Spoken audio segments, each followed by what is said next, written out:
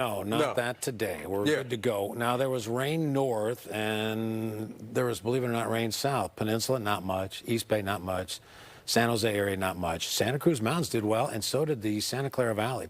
Bonnie Doon, Loma Prieta, over an inch of rain. Uvis Reservoir had almost an inch of rain. Mount Madonna, 3/4. Soquel, almost 3/4. Morgan Hill, 2/3 of an inch near Gilroy, 43/100, and San Martin, 39. So there was some enhancement, some moisture that did make it there. The almost full moon, tough to see with the fog. 50s on the temps. The city's the warmest there at 59. We look good today. There could be some moisture driving in late tonight, this evening, especially about Santa Rosa, Calistoga North. I don't think it'll do much, but it's possible. Then after that, we'll get a break for about a week. I don't think anything's brewing until next Thursday or Friday. After the rain, though, we look good, except there's a lot of low clouds and fog out there. Then it'll be a mix of that, some higher clouds and some sun. Temperatures bumping up a little bit, 60s to near 70. All right, Sal's here. Something new, or where are we going? We're going to look at very typical traffic, Steve. Highway 4, slow from about Summersville Road, heading west over to Concord and Willow Pass grade. The Concord side of the Willow Pass world there. You can see 242 and 680 are a little bit slow, and 80 is slow. The Richmond Bridge is now backed up to Harbor, and at the Bay Bridge Toll Plaza, we are backed up to the Maze. 7:01, let's get back to the headlines. We continue to follow breaking news here as former House Speaker Nancy Pelosi has just announced her retirement after a historic political career. It is a big story. Nancy Pelosi announced her decision in just the last hour. KTVU political reporter Greg Lee is here in the studio with us now with more details. And she's thanking the people of San Francisco as well. Yeah, good morning to you both. This was really a love letter to the city that she served for nearly 40 years. Nancy Pelosi's announcement marks the beginning of the end of one of the most consequential careers in modern American politics. Pelosi has represented San Francisco in the House for more than 37 years. Circulation had grown recently, speculation about her future. She made her plans official in a social media video posted in the last hour. That is why I want you, my fellow San Franciscans, to be the first to know. I will not be seeking re-election to Congress. With a grateful heart, I look forward to my final year of service as your proud representative. As we go forward, my message to the city I love is this. San Francisco, know your power. We have made history. We have made progress. We have always led the way. And now we must continue to do so. Pelosi first won her seat to represent San Francisco in a special election in 1987. To represent California's then 5th district, she quickly developed a reputation for being a prolific fundraiser and a masterful tactician, traits that would help define her career. She shattered glass ceilings and broke new ground for women in politics, including in 2007 when she became the first woman ever elected to serve as Speaker of the House.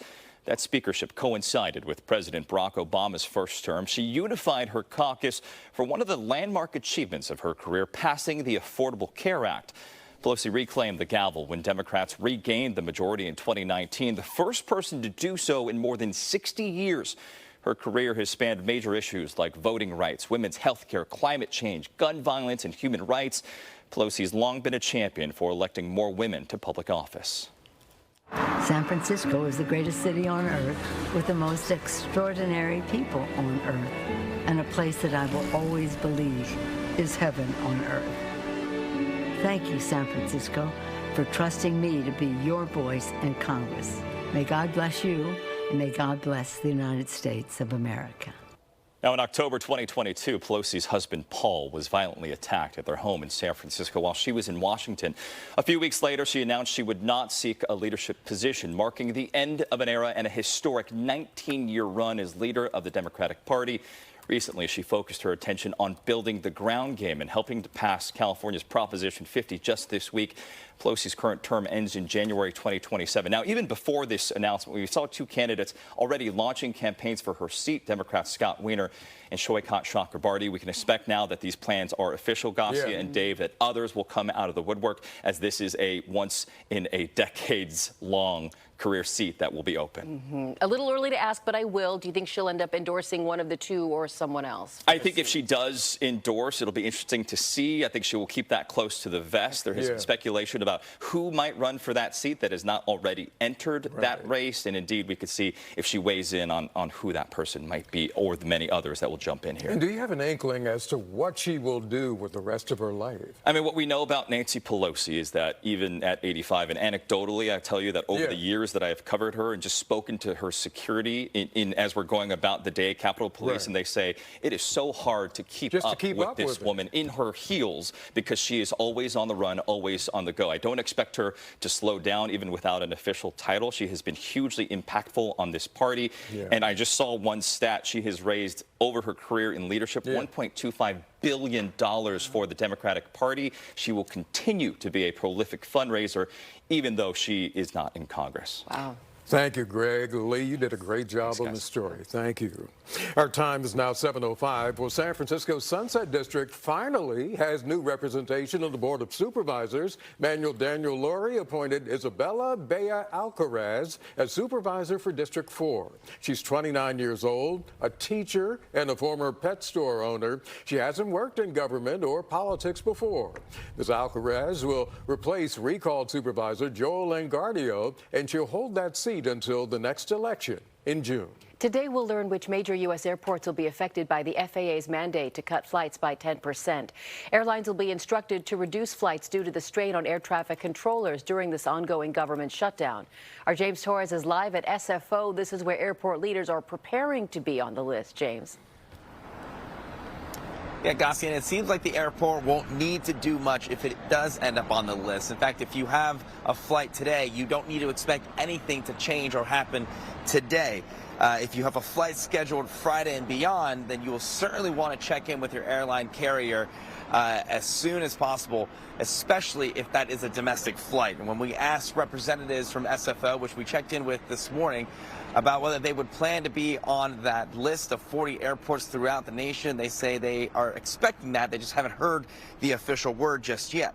The FAA reporting there is a big and growing strain on air traffic controllers who have been working without pay since the government shut down more than 30 days ago. And many of those air traffic controllers are working 6 days a week, accruing unpaid overtime, all while others are calling out sick or taking leave because they cannot afford the cost of travel or afford the cost of childcare in order for them to go to work. As a result, FAA officials and transportation leaders say their systems in place are safe. They just need to take these precautions. This is data-based. This is not based on what airline travels, has more flights out of what location. This is about where is the pressure and how do we alleviate the pressure. Well, as a result of that pressure, all airlines will be asked to reduce the number of their flights. United Airlines says it will try to only cut down on regional flights and avoid cutting international travel or any flights between major hubs. American Airlines also says most customers should expect flight plans to move forward as planned, and the company would reach out to any travelers directly if they experience any issues. Again, today we expect to learn which 40 airports will be on the FAA's list. We don't expect any travel to be disrupted as a result. We looked at the boards this morning. Almost every flight was on time without any delays. This is, of course, all while air traffic controllers are on track to miss a second full paycheck. We've also reached out to airports in Oakland and San Jose to learn if they expect to be part of that list of 40 airports as well. That mandate will take effect starting tomorrow. We are live this morning from SFO. I'm James Torres, KTVU, Fox 2 News. All right, James, thank you. Time 7:08. The impact of the passing of Prop 50 here in California, it's already being seen around the country. Some of the ballots are still being counted, but the yes side brought in 2 million more votes than the no side. That includes the approval for Prop 50 in 8 counties that voted last year for President Trump. And with major wins for Democrats in Virginia, that state may be next to work towards redistricting. Political analysts say these off-year election results are an opportunity for Democrats to build some momentum. People across the state are very upset with what's happening right now nationally, and this was our best and first chance to strike back. But if you look at Gavin Newsom, he has a lane that he didn't have prior to Tuesday, but he's been building this lane for the last year or two, and he has a really good team. The California Republicans have already filed a federal lawsuit aimed at blocking the new maps, claiming they favor Latino voters. The governor's office just shrugged off that lawsuit, saying in a statement they expect it to fail. One Northern California city will now be split into 3 separate congressional districts under Prop 50. Lodi is currently represented only in District 9, but parts of the city will now also fall under District 8 and District 7. Lodi's mayor says the division is not ideal. He's expressed concern that diluting representation could complicate efforts to secure vital funding. You're dealing with politicians, and these people have to get reelected, and so they're going to spend the time and give the time of day to people that actually have an influence over that. And again, it's going to dilute that in the city of Lodi. One council member acknowledged the complexity, but suggested the city will gain advocates. Representatives on both sides have stated their commitment to continue working closely together to advocate for the needs of the Lodi area. Weeks away from Thanksgiving, but already Christmas decorations are going up. How San Francisco leaders are leaning on the holiday to help certain businesses pick up steam. And the film industry's had a tough few years. Small movie theaters have really been hit hard. We're talking about a new plan to help small movie theaters survive. Jacoby & Myers has been a proud part of the California community since 1972. We've stood by our neighbors, helping hundreds of thousands of families get the justice they deserve. Whether it's fighting insurance companies or fighting for you in court, we'll stand up for you. At Jacoby & Myers, we know the stakes: your family, your health, your future. For over 50 years, we've been California's trusted name in legal care. If you've been injured, call us today at 1-800-5-MILLION, because you deserve justice.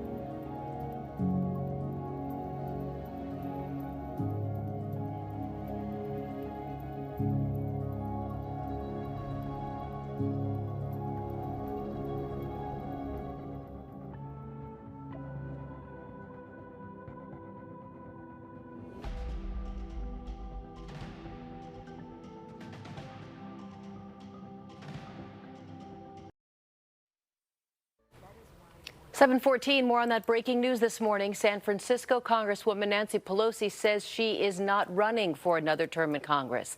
The former Speaker of the House made the announcement in just the past hour or so. Pelosi is 85 years old. She'd previously said she would not make any decisions on her future until she helped deliver a victory for Prop 50, California's redistricting measure. Pelosi has served as San Francisco's congressional representative since 1987.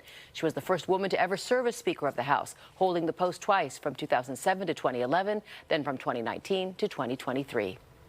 Governor Newsom is headed to Brazil this morning for a climate conference. The annual United Nations Climate Conference begins next Monday. A delegation of state officials will attend with the governor with the goal of strengthening climate commitments and showcasing California's clean energy transition. Our time now 7:15. It's that time of year again, and the holiday decorations are already going up in San Francisco's Union Square. KTVU's Andre Sr. here to tell us that on top of the Christmas tree and the skating rink, several new businesses are opening for the holidays as well. Good morning, Andre. Good morning to you, Dave. Revitalizing Union Square has been a goal of city leaders ever since it faced a downturn during the pandemic, and it seems the holiday season may be just what the doctor ordered. It's fun, just trying not to fall. When I'm skating, I feel like I'm flying.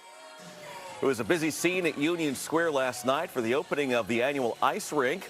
The large Christmas trees up as well, and beyond the rink, there were plenty of people out shopping. Workers say crowds are noticeably larger than last year. Look around, there's people walking around with shopping bags. There's people walking around with full bellies.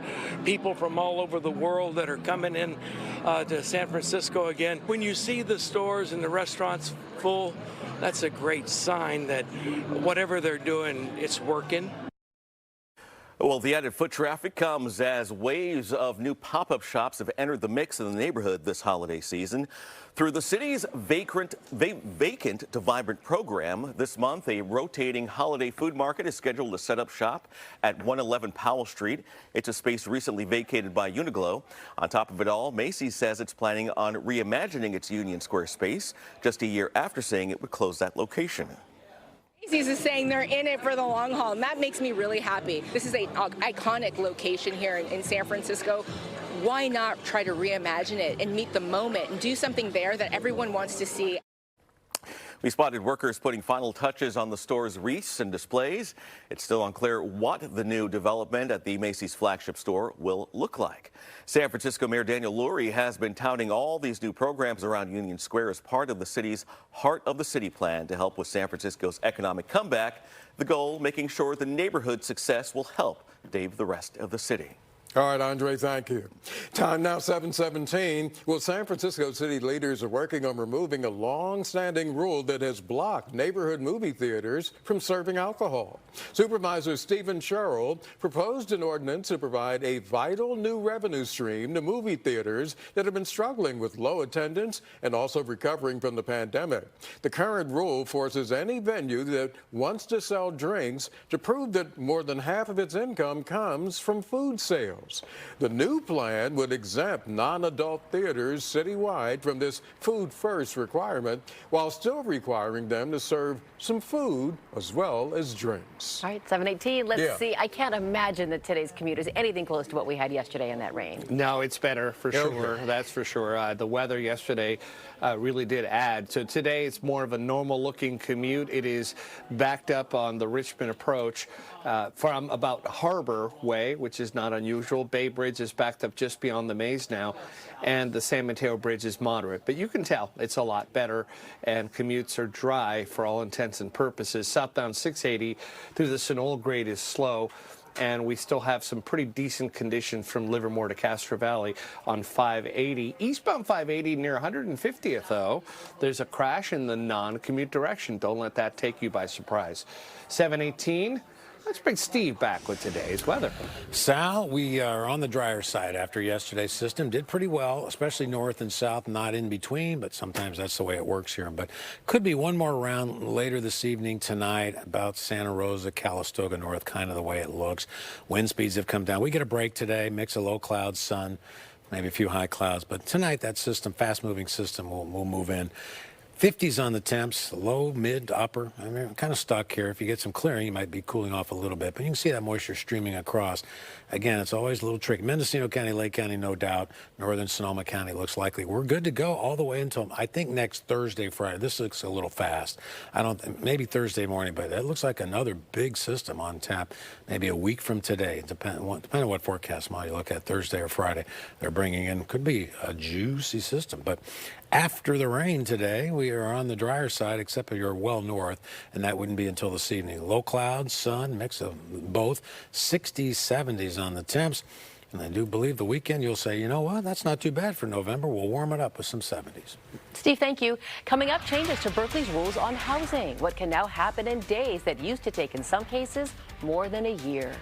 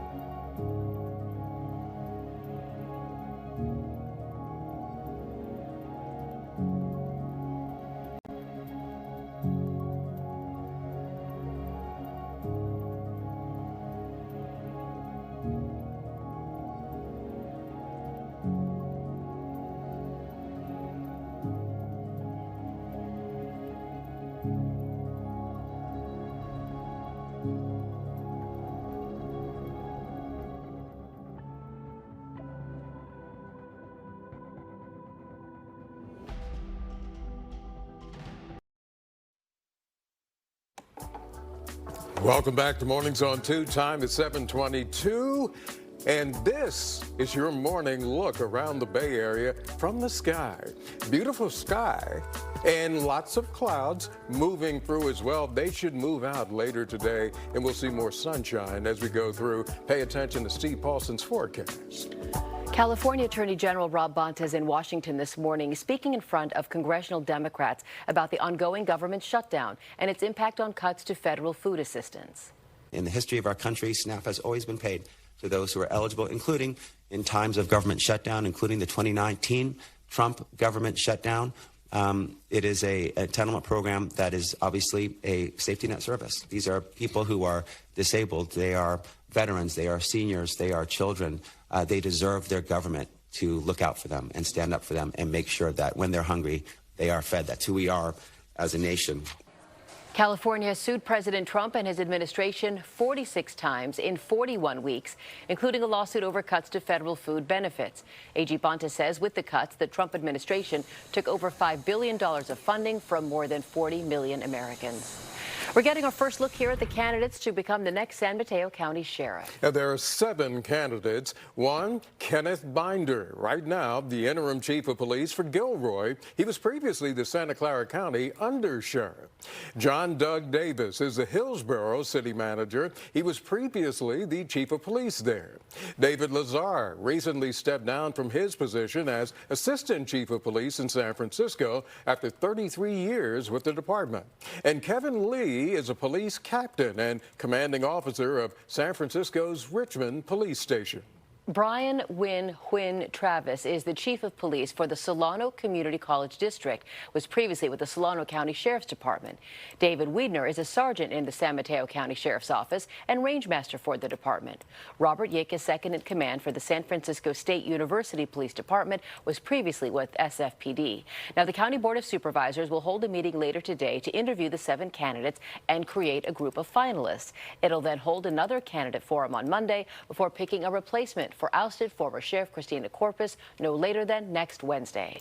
Time now 7:25. Berkeley now has new zoning regulations for building new homes. The zoning changes are to encourage the building of more housing. It applies to small apartment buildings, duplexes, or backyard units. Homeowners who want to build those can now apply for lower cost permits, clearer standards, and a faster review process. New projects can be approved in as quickly as 30 days compared to the 6 to 15 months it has been taking. Time at 7:26. Foreign graduates finding themselves in a career limbo. Why some American employers are turning away international top talent. And a sharp rebuke for the Justice Department over its handling of the case against former FBI Director James Comey. We'll discuss what's at stake next.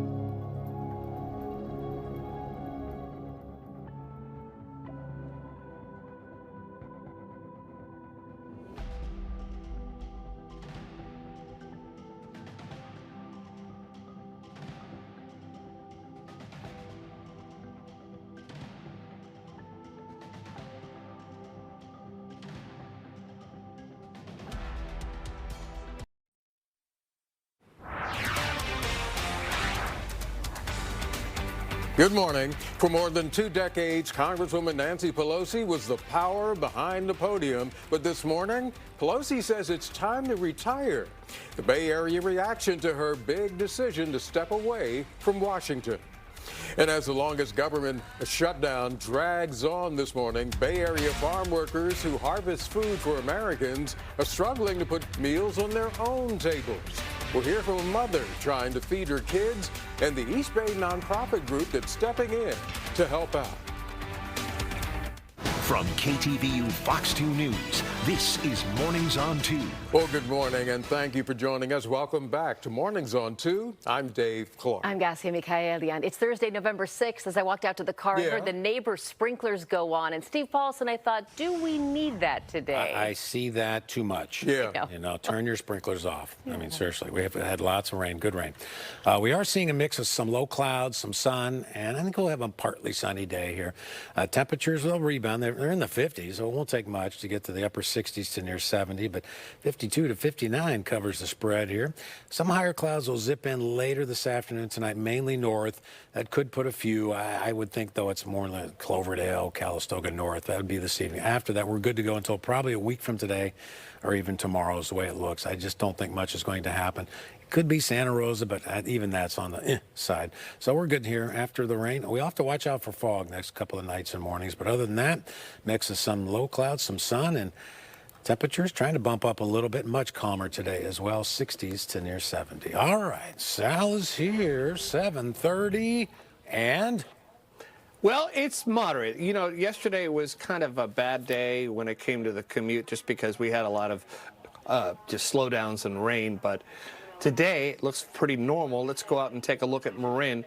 Southbound 101 slow, Novato to Central San Rafael, not unusual. Highway 4 slowing Pittsburgh to Concord. All that looks typical. The Richmond Bridge has a bigger backup from Harbor, and the Bay Bridge is looking good, but it's still backed up before the mains. 7:31, let's go back to the desk. No matter what title they had bestowed upon me, speaker, leader, whip, there has been no greater honor for me than to stand on the House floor and say, I speak for the people of San Francisco. San Francisco Representative Nancy Pelosi announced just this morning she will not run for re-election. The first woman to serve as Speaker of the House. She's represented San Francisco for nearly 40 years. As she finishes out what will now be her final year in office, the news is sending shockwaves through the political world here in the Bay Area and beyond. Let's get some insight on today's big announcement by turning to Michelle Suarez, Professor of American Government at Georgetown University. Thanks for being with us. Thank you for having me. Of course. You know, many see this as part of a seasoned generation of political leaders stepping aside ahead of next year's midterm elections. Why do you think she made the decision? I think Pelosi felt that she had accomplished everything that she could and needed to accomplish. Her last thing that she was doing was trying to pass a proposition in California to make sure that they could redistrict without the independent commissions in order to push back on Republican efforts to redistrict. So I think she saw that probably as her last fight, and then she is ready to retire and pass the baton. Do you think she stays active in politics? I think she definitely stays active in politics. Nancy Pelosi always is a tremendous fundraising draw. She made her name in fundraising. So I think she'll be fundraising for the Democratic Party. She'll be advising behind the scenes. She's been involved in most major political decisions for the Democratic Party for many, many years. I remember when she was first introduced as Madam Speaker by a Republican president. You know, there was a feeling that the entire country was marking that historic time. How important that is that among all of her achievements is that to be the first woman to hold that position? It's extremely important. I mean, she was someone who didn't wait for power to come to her. She didn't wait in line. She sought her first leadership position at a time when no one had gone higher than vice caucus chair among women in the caucus. So she's someone who always put herself forward, and she taught other women how to lead. She'd always talk about knowing your power. She was somebody who knew how to count votes. Even when she was challenged for the speakership the second time, she predicted how many votes she would win by, and she was correct. She was one of the architects of the Affordable Care Act. Of course, we saw her be very active on Prop 50. What other key issues do you think she will be remembered for? So she was very influential on the Affordable Care Act. When President Obama thought about dialing it back and making it smaller, she pushed for it to be expansive. She was very active on environmental issues, on human rights issues. She was pivotal in helping save the government from and the country from recession when we had to do the bank bailout in 2008. So she was involved in very many pivotal decisions, and she was involved in 2 impeachments of President Trump. She's helped raise more than $1 billion over her career for Democrats. All right, that's our time for this breaking news. Professor, I appreciate your joining us from Georgetown this morning. Thank you for having me. Thank you, Professor. Time is 7:34. We continue to digest this morning's big news that Nancy Pelosi will be retiring from Congress and won't run again next year. KTVU's Ali Rasmus with more about the announcement and the reaction to it. Good morning, Ali. Good morning. Yeah, we had a chance to ask some of former House Speaker, current San Francisco Representative Nancy Pelosi's constituents here in the city to get their response to the news this morning. Here's what some of them had to say. I was shocked, but I'm very happy for her, and I hope she, gets the time and rest that she needs. Yeah, I think it's very good that she's retiring, and I think we should all say thank you very much for your service, and it's time to pass the torch for sure. So I definitely wish her well. We see a lot of really positive things happening in the city and in California when there's more young people. So time for it. Yeah, I think it's time. She did a great job, but it's time. Now, even before Representative Pelosi made the announcement, 2 people already announced that they were planning to run for her seat. The 11th Congressional District here in San Francisco. Current San Francisco State Senator Scott Wiener, also another contender, Shaikat Chakrabarty, a former campaign manager for Representative Alexandria Ocasio-Cortez.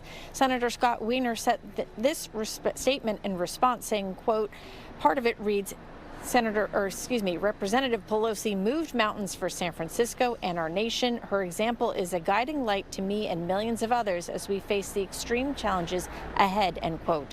Now, Chakrabarty released this statement just in the last 10 minutes or so, saying, quote, thank you, Speaker Emerita Pelosi, for your decades of service that defined a generation of politics and for doing something truly rare in Washington, making room for the next one. Now, former House Speaker, current San Francisco Representative Nancy Pelosi is 85 years old. She won't be seeking another term in Congress, so her retirement will officially begin when the next Congress is sworn in January of 2027. Live in San Francisco, Ali Rasmus, KTVU, Fox 2 News. Ali, thank you. A federal judge has issued a sharp rebuke to the Justice Department in the criminal case against former FBI Director James Comey. The prosecution's approach was described as highly unusual and a concerning case of indict first and investigate second. The judge ordered prosecutors to immediately turn over a trove of grand jury materials and evidence seized from one of Comey's close friends and former attorneys. The evidence was gathered during a prior investigation, leading to defense claims that the government may have used information protected by attorney-client privilege to secure the indictment. Our time's now 7:37. Recent international student graduates are struggling to find jobs that will sponsor their visas. Now, earlier this year, President Trump added a $100,000 application fee to the H-1B visa program. Many employers, including Walmart, said they're pausing job offers for candidates who need that visa. Right now, just over 1 million international students are enrolled in American universities. Jobs that offer visa sponsorship dropped in the past 2 years from about 11% to 2%. The fight over federal food aid is having a dramatic impact on many farm workers and Spanish-speaking families across the Bay Area in particular. Some say they've received no notice that their CalFresh benefits would be suspended this month. One farm worker and working mom in Brentwood says she usually gets $270 a month for her family. That money did not arrive November 1st. Now she says she's faced with the choice of paying rent or buying food. In some mixed status families, they say they fear they're being targeted by immigration agents if they were to ask for help. Community members are afraid to go out and receive services or to even go to the grocery stores. So there's a huge irony that the people who are picking our food and are ensuring that we have food on our tables have a hard time securing food for their own families. This nonprofit and others say they hope the community will continue to step up to help those most in need. Time now is 7:38, and we have a much better commute today than we had yesterday. It's packed up to the maze at the Bay Bridge, but that's typical. And for this time of the morning, the traffic is moving through rather efficiently. The Richmond Bridge is improving as well. And we also did look at the San Mateo Bridge, and that commute is better than it was yesterday. It's moving. Of course, it's crowded. It's not going to be a walk in the park, but it's better than it was. This is a look at 880. It's pretty crowded between Hayward and Union City. But again, that's typical. Eastbound 580, we had a crash at 150th. In the non-commute direction, but westbound is slowing to take a look, and that's why it's slow out of Castro Valley as you head toward Oakland. 7:39. Let's bring Steve in with today's weather. Sal, let's do this. It's all the rain totals. I think I've added everything up here in all the locations. It was rain north and south. In between, not so much. Mount Veeder had almost 2 inches of rain. West Healdsburg, thank you, Eric, 1.60. Cazadero, our observer Raymond, Russian River, 1.59. And Calistoga, Gary Converse, 1.54. Thanks to all there. Forest Knolls in Marin County. John, thank you, sir. 3 inches, that's Lagunitas, Forest Knolls area. 3 inches of rain. Woodacre, 2.33. Sander fell 1 3/4 about. Fairfax, almost 1.5 inches. And Terra Linda picked up almost 1 inch and 10/100ths. Napa had 1 1/4 inches. Santa Rosa was in there. Sonoma had just over 1 inch, and then it just tailed off. Oakland, 12/100. San Francisco, 0.08. And Palo Alto also only had 0.08.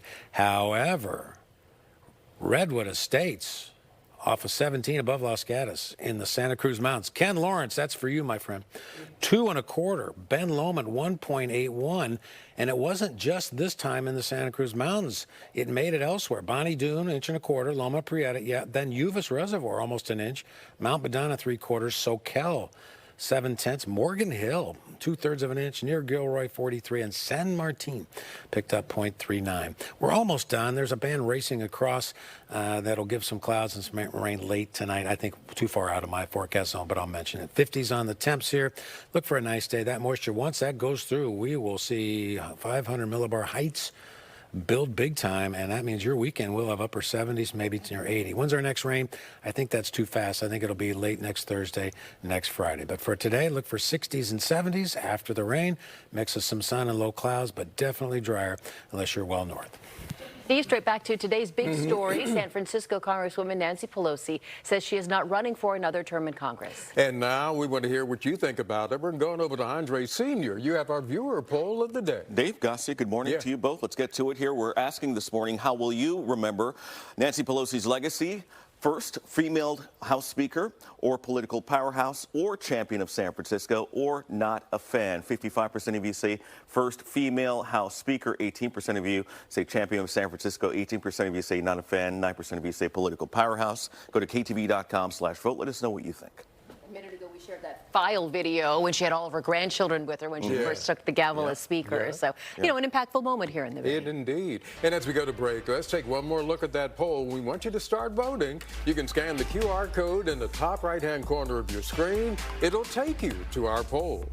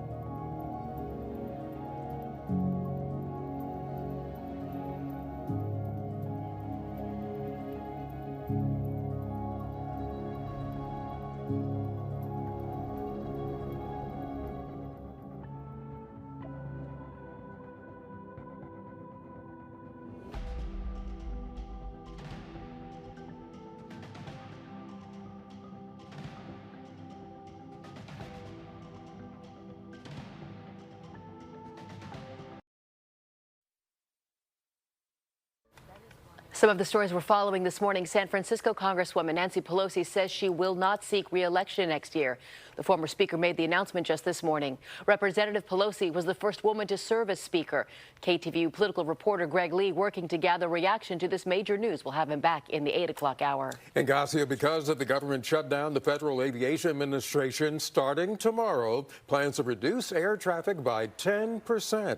It will involve 40 major markets, and while no airports have been officially named yet, San Francisco International Airport is expected to be on that list. The FAA says it wants to reduce pressure at airports before safety is compromised. Contra Costa County is taking extra steps to help families enrolled in the CalFresh program who aren't receiving benefits. Starting Monday, 4 social service offices will distribute grocery store debit cards to the county's more than 100,000 CalFresh recipients.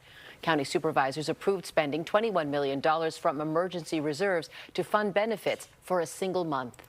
Well, a popular site for teen communications now introducing new features to help keep children safe online. And 2 California companies, they're in with some good earnings this morning. Pam Cook is here. Yes. You have all the details in dollars and cents. A lot of local companies making news. Yeah. California companies, shares in San Francisco-based Lyft up almost 8% after reporting a good quarter and an upbeat forecast for the upcoming quarter and year ahead. And EV maker Rivian out of Irvine, Southern California, reports revenue for the third quarter jumped 78% as people rushed to buy EVs before that tax break expired. Rivian also announced it is on track to produce a mid-size SUV next year. A Palo Alto company rang the opening bell this morning to celebrate their initial public offering. Evommune is a biotech company. It makes medication for immune conditions.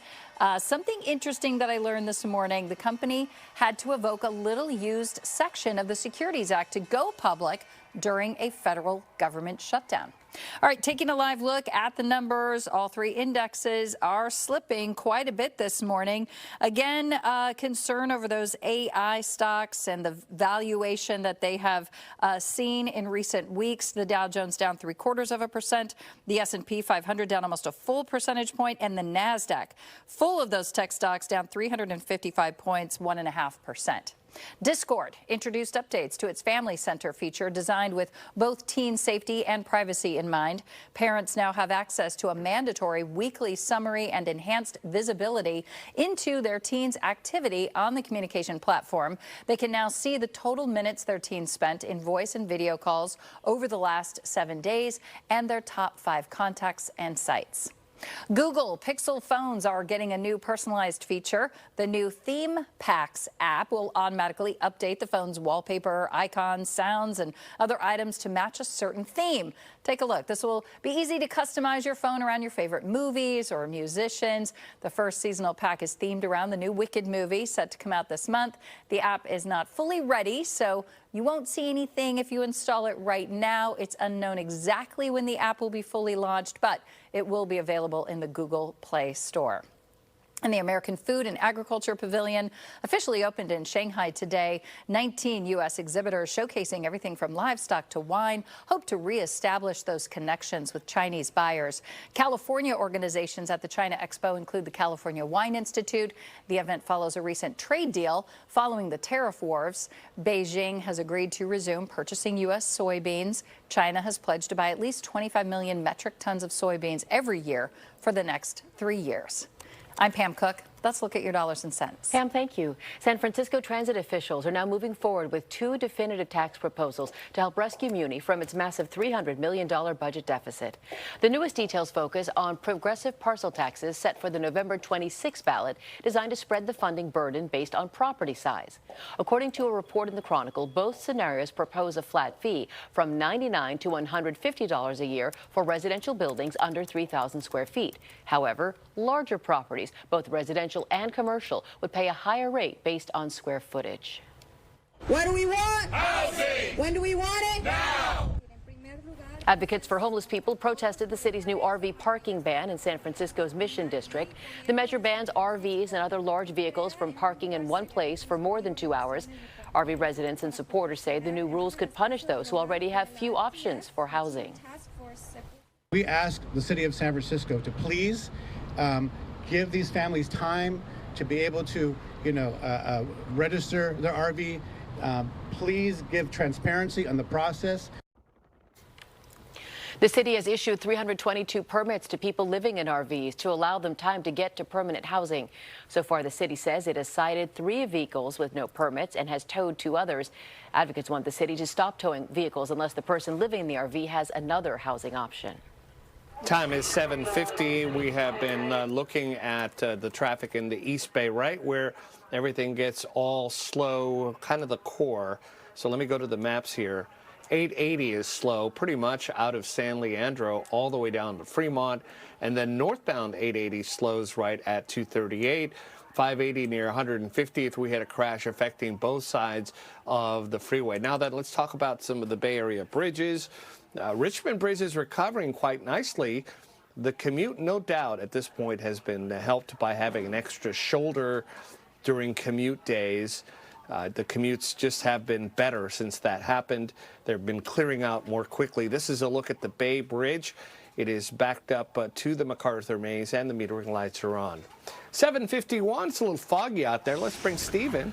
No doubt, after yesterday's rain, the low clouds around, some sun breaks in there. A lot of the high clouds are taking aim about northern Sonoma County, northern Napa County up to Lake Mendocino and points north. So you could get a little bit of rain, called a little bit of overrunning right there. I think this favors areas, though, Mendocino County, Lake County. I'll mention northern Sonoma, Napa, just because we're in that kind of a pattern. But the pattern is starting to lift north after yesterday's system. 50s on the temps, probably not changing. I think we've reached the lows. 30s up in the mountains, though. Really, it was too warm of a system. Reno's at 39, 41 Minden.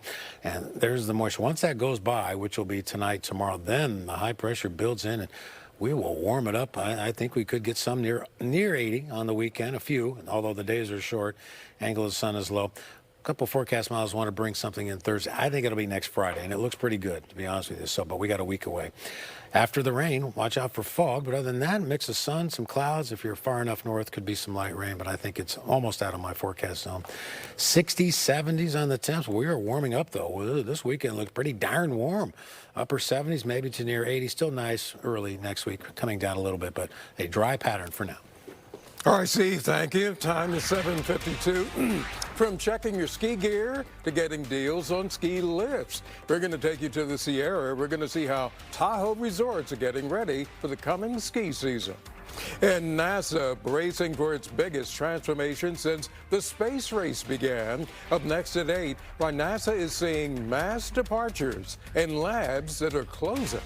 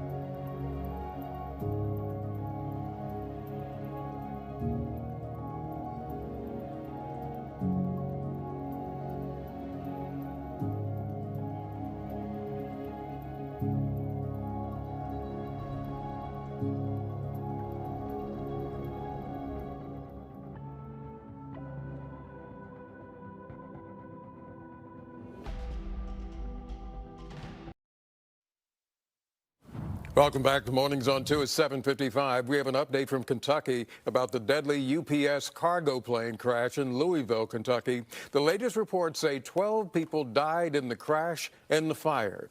The NTSB says after the plane was cleared for takeoff, the left wing somehow caught fire. An engine fell off just before it crashed. The plane was loaded with 38,000 gallons of fuel when it burst into flames. That explosion took out several nearby buildings and businesses, set off a chain of explosions at a petroleum recycling plant. Investigators say the situation could have been even worse because the plane missed a nearby Ford factory and convention center. It is a miracle that it wasn't worse. They responded and put that fire out by midnight, and that's incredible. Now, the governor of Kentucky says an emergency fund normally used for natural disasters will help pay for funeral expenses for the victims. Time is 7:57. A high school football assistant coach on the peninsula is now on administrative leave after trying to tackle an opposing player during a game. The Mercury News reports Palo Alto High School's assistant football coach, Jason Fung, was seen on video trying to tackle a player for Sacred Heart. It happened in the fourth quarter of last Saturday's game between the two schools. Several Sacred Heart players tackled the Palo Alto High School quarterback as he was falling out of bounds. The quarterback is the assistant coach's son. The game stopped for almost 10 minutes. Atherton police were called to the campus and stayed there on the scene for about an hour. Coach Fung and several players were ejected. He's now facing the possibility of being suspended for the rest of the season. The parents of both players that he made contact with declined to press charges. Well, the Tahoe ski resorts say they're getting ready as the winter season is getting closer. A small amount of rain and snow fell yesterday over the Sierra, and while that's not anywhere close to what's going to be needed, resort workers say that weather is headed in the right direction. The crews have started to double-check equipment like chair lifts and rental gear, and they're hoping it'll be cold enough to start making snow as soon as next week. We want those freezing temperatures. Something even below freezing is what we typically like. Somewhere in like that 28-degree range is really good to get those guns going, and we always constantly watch it. So we're going to fire those guns every chance that we get to make sure that we have the best product out on the hill. Now, Boreal, Heavenly, North Star, and Palisades all expect to open just 2 weeks from tomorrow on November 21st. Sugar Bowl will open a day later, and other resorts like Kirkwood and Sierra at Tahoe will open after Thanksgiving. Thank you, San Francisco, for trusting me to be your voice in Congress. After nearly 40 years in Congress and a historic tenure as the first female speaker, Nancy Pelosi announcing this morning she won't seek re-election. With a focus on her legacy, questions abound over who will replace her. And then it's going to have a lot of passengers that are angry, a lot of lower money for, United, American, all the hubs here at SFO. Travel turmoil about to reach new heights. Starting as early as tomorrow, the FAA grounding flights across the country in a move that is sure to put passengers in a bind. From KTVU Fox 2 News, this is Mornings on 2. Well, welcome to Mornings on 2 at 8 o'clock. Look live from our Sutro camera towards San Francisco. You can see some low clouds hanging over the Bay Area, but the sun is out, unlike what we saw yesterday morning. Thank you for joining us. I'm Andre Sr. Good morning. I'm Gassia Michaeli. It's a busy November 6th. Weather a lot calmer than we were this time yesterday. The view out the back window looks very different, Steve. Yes, glass versus white caps almost, Right. I believe. Yes, with low clouds around, but some sun breaks out there. Off to Santa Cruz. Had pretty good rain around Santa Cruz proper and also into the Santa Cruz Mountains and also in the Santa Clara Valley. Left behind's a lot of low clouds. 50s on the temps here. Low clouds, fog. There's some breaks in it, but the main storm track, jet stream, if you will, is heading north. Could clip areas well to the north by this evening. I'll mention that again. Santa Rosa, Calistoga North could get some light rain. I think it's a little bit farther north than my forecast zone. Nothing's really showing up here. Next rain looks to be about a week from today or a week from tomorrow. But until then, after the rain, low clouds, some sun breaks. It'll be partly sunny, partly cloudy, and temperatures trying to bump up a little bit, close to average to slightly above 60s to near 70. All righty, Sal's here, 8 o'clock. How are we doing? We're improving. The Richmond Bridge is improving rapidly. Things are kind of clearing out, and that's the good news. The Bay Bridge, not so much yet, but I think it will eventually. It's just going to take longer. Here we are at 8:01, so it might take another half hour to 45 minutes. And the San Mateo Bridge is busy now as you head west. 8:01, let's get back to the headlines. We're learning San Francisco and Oakland international airports are expected to be on the list of 40 major destinations affected by the government shutdown. The FAA says it's asking all airlines to cut its flights by 10% at each of those airports. KTVU's James Torres is live at SFO with those details. James?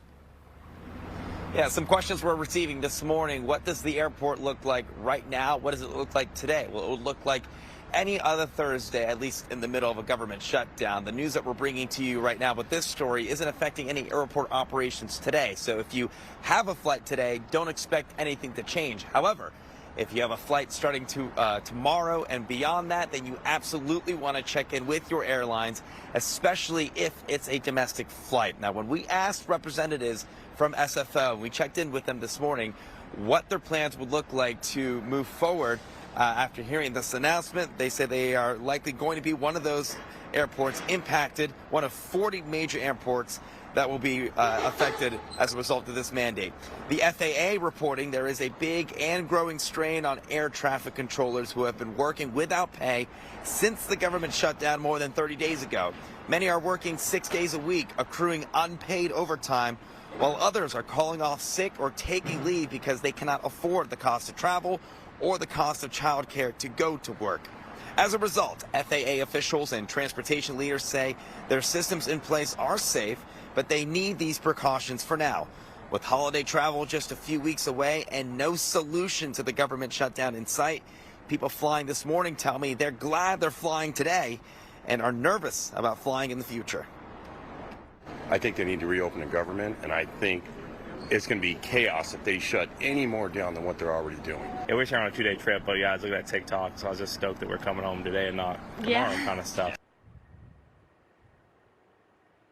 Airlines will be asked to reduce the number of their flights by 10%. We're starting to hear from some of those airlines this morning. United saying that it will try to only cut down on some smaller regional flights and avoid cutting international travel or any flights between major hubs. American Airlines says most customers should expect flight plans to move forward as planned, and the company would reach out to any travelers with any issues. Oakland International also expected to be on that list. Other major cities include Atlanta, Los Angeles, Las Vegas, and all 3 New York City area airports, all while air traffic controllers are on track to miss a second full paycheck. That mandate expected to go in effect tomorrow. We're live this morning from SFO. I'm James Torres, KTVU, Fox 2 News. Thank you, James. We continue to follow breaking news for San Francisco, California, and the nation. Former House Speaker Nancy Pelosi announced just this morning she will not seek re-election and will retire from Congress at the end of her current term. Pelosi thanked San Francisco in a social media video marking the end of her historic political career. KTVU political reporter Greg Lee is here with details on Speaker Pelosi's decision and the legacy she leaves on San Francisco. Greg? Yeah, good morning to both of you. This video is really a love letter to the city that she served for nearly 40 years. Nancy Pelosi will finish her storied career in January 2027 at the end of this term. We took a look back. Former House Speaker Nancy Pelosi announced she will retire from Congress at the end of her current term, closing one of the most consequential careers in modern American politics. I want you, my fellow San Franciscans, to be the first to know. I will not be seeking re-election to Congress.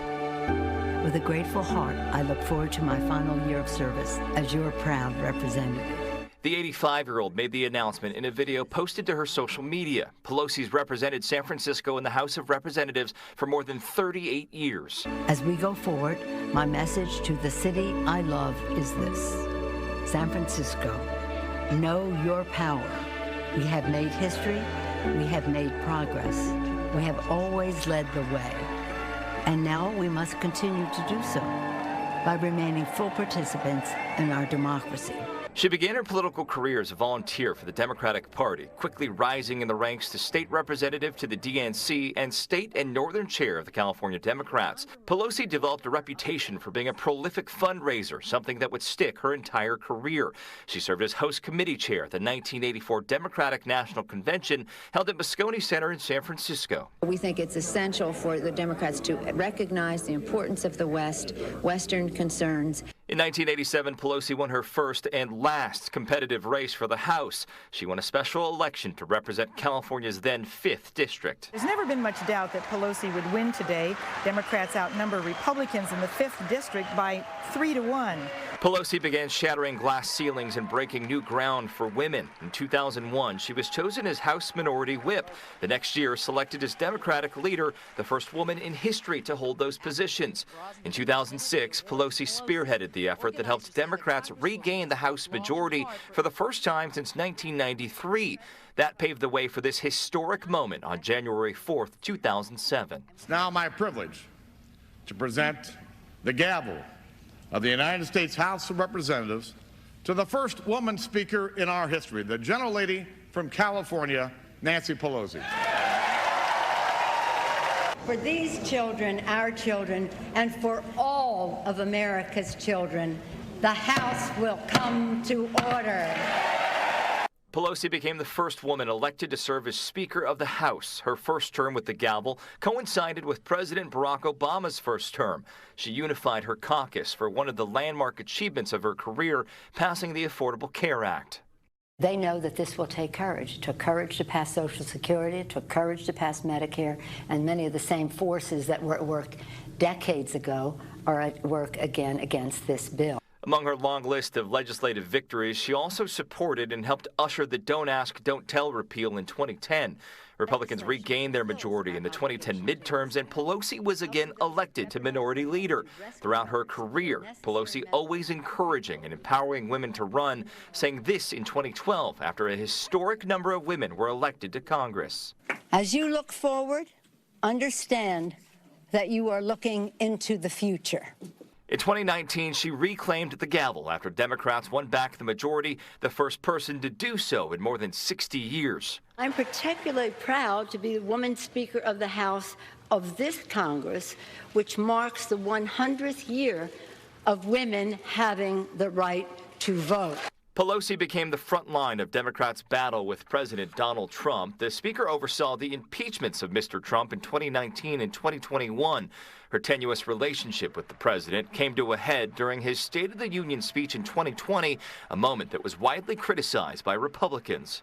Because it was the courteous thing to do, considering the alternative. During President Biden's administration, Pelosi held her caucus to help pass some of the landmark legislation during his term, the American Rescue Plan, the Bipartisan Infrastructure Act, the CHIPS and Science Act, and his climate and social spending bill. The yeas are 220, the nays are 213. The Build Back Better bill is passed. Pelosi has spent her career focused on issues like voting rights, climate change, and gun violence. Internationally, she's been a champion of human rights. In 2022, she visited Taiwan, the first time a U.S. House Speaker had done so in 25 years, despite warnings from China. There has to be some way we can maintain the sense that people have that there's some security or some confidence that government can function.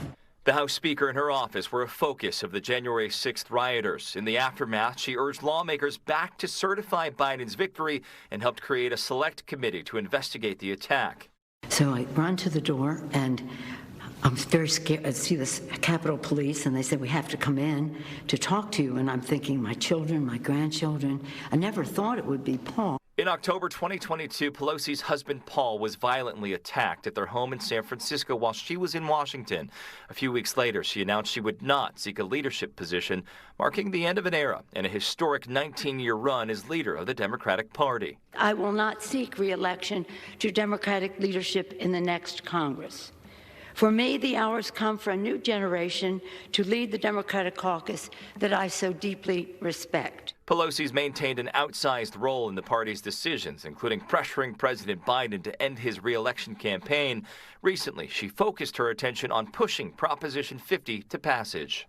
We don't agonize, we organize, we unionize. And that's what we did in this election. That video there just from Tuesday this week. Now, before this announcement, two candidates already launched campaigns for her seat.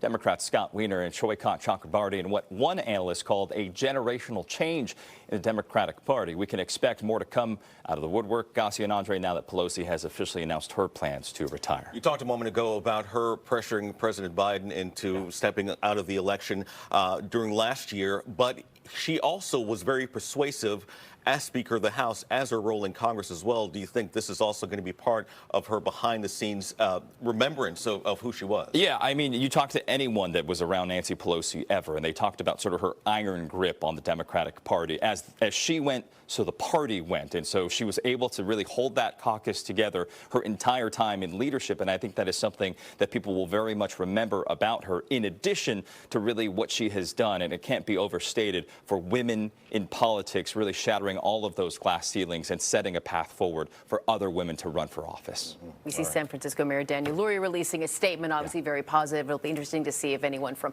across the aisle has much to say. Yeah, seeing a lot of reaction already. All right, Greg Lee, thank you. I know it's been an early and long morning for you already. This time we're turning to you and asking, how will you remember Pelosi's legacy? 64% of you say you are not a fan of the former speaker. 1/4, 25%, say you'll remember her as a political powerhouse. The next response is almost evenly split with a handful: first female House Speaker and champion of San Francisco. Time now is 8:12. We do have to touch you up on the Bay Bridge. It is backed up still in case you're waiting for it to clear out. Now is not the time yet. Other commutes, however, are clearing out, like the San Mateo Bridge, but 880 is not. It's pretty slow still from San Leandro all the way into Fremont. So is 680. So we're not at the clear out stages just yet. At 8:12, let's go back to the desk. Well, Bay Area faith leaders joining forces to denounce recent immigration tactics. We'll hear from one clergy member leading a walk from a San Francisco courtroom to a detention center. NASA shrinking dramatically, while the agency is seeing mass departures and shuttered labs. Jacoby and Myers has been a proud part of the California community since 1972. We've stood by our neighbors, helping hundreds of thousands of families get the justice they deserve. Whether it's fighting insurance companies or fighting for you in court, we'll stand up for you. At Jacoby and Myers, we know the stakes: your family, your health, your future. For over 50 years, we've been California's trusted name in legal care.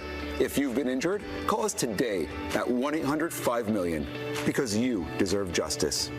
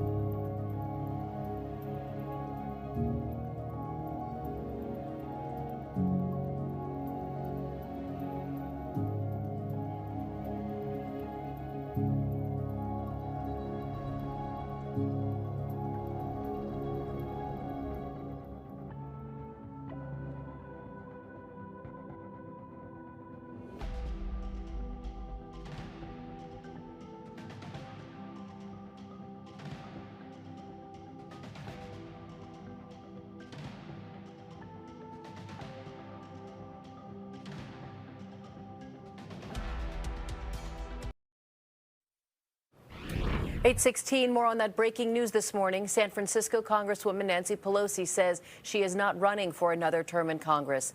The former Speaker of the House made the announcement in the past couple of hours. Pelosi is 85 years old. She'd previously said she would not make any decisions on her future until after she helped deliver a victory for Prop 50, California's redistricting measure. Pelosi has served as San Francisco's congressional representative since 1987. She was the first woman to serve as Speaker of the House, holding the post twice from 2007 to 2011, then again from 2019 to 2023. Bay Area faith leaders are holding a walk and vigil to protest family separations, racial profiling, and detention violations. Joining us this morning, Reverend Penny Nixon, Faith Director at the Housing Leadership Council, with more about the demonstration and what faith communities hope to achieve here. Reverend, thank you so much for joining us this morning. You bet. Good morning. Good morning. So, Reverend Nixon, can you tell us a little bit about what you're doing today, what you're taking part in? Sure, happy to. So this is put on by the Wall of Clergy, and it's just an ad hoc multi-faith group of spiritual leaders who initiated this vigil. And there are many things going on across the nation and the city with faith leaders, and we're in support of all those and community with all those as well. We're joining in with Faith in Action Bay Area, which is a community organizing faith-based group. And, you know, we're just out there to pray, to show that we care, to stand for our values, not only with immigrants, but also those who are being targeted so much by our government, Black and brown and indigenous communities, queer people, poor people. And we want to have solidarity and show neighborliness, love, and stand up for the values of freedom, equality, and democracy. So in less than 3 hours from now, that walk will begin.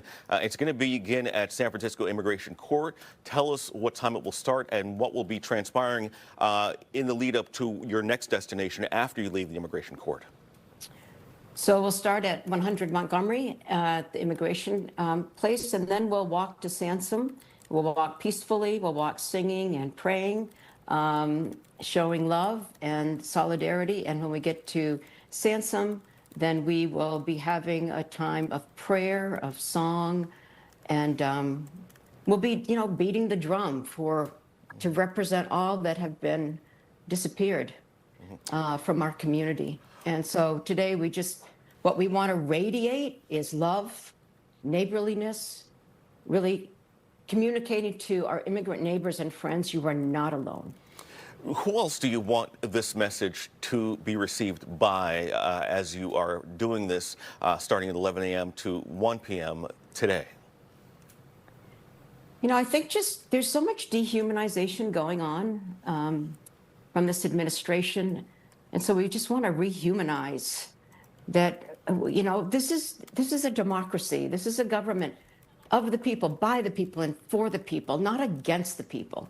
And so the main thing that we want to do is show that love and solidarity. We want to show the compassion and the common good, our values that we hold dear. We want to draw forth people of all good faith and good conscience and moral integrity to stand up to what is going on in our country and our city and in our region.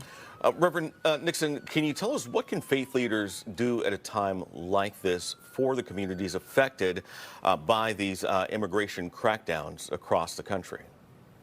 So I think continue to show solidarity, continue to, like with the SNAP benefits going away, provide grocery cards, do know your rights training, offer your places of worship as sanctuaries, and continue to give a message of love and hope and compassion and human worth and dignity, and to continue to do that relentlessly and not let religion be weaponized with everything that is going on today. All right, Reverend Penny Nixon. That event starting at SF Immigration Court at 11 a.m. It will go to the ICE Detention Center at 630 Sampson Street, and that will wrap up at 1 o'clock. Reverend, thank you so much for joining us this morning. Thanks for having me. Despite being named the best place to work in the federal government for 13 years, NASA has seen an exodus of staff amid proposed deep budget cuts. President Trump's budget proposal for NASA was nearly $19 billion. It's about a 25% decrease from the year before, the smallest since 1961. This uncertainty has led to low morale, with more than 4,000 civil servants, about 1/5 of the staff, leaving by late July. Now the smallest civilian staff at NASA in more than 60 years. Time now is 8:21, and we still have a lot of slow traffic out there in the East Bay primarily. Let's go right to it.